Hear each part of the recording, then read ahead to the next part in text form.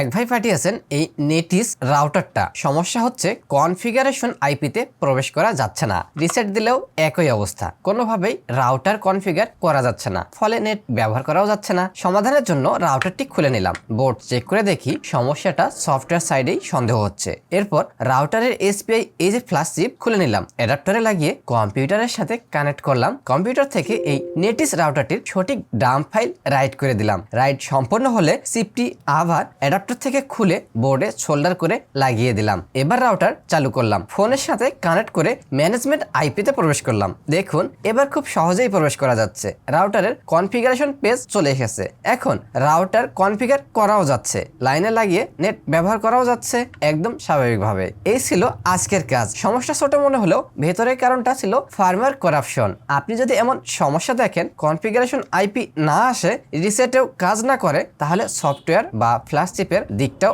অবশ্যই মাথায় রাখবেন।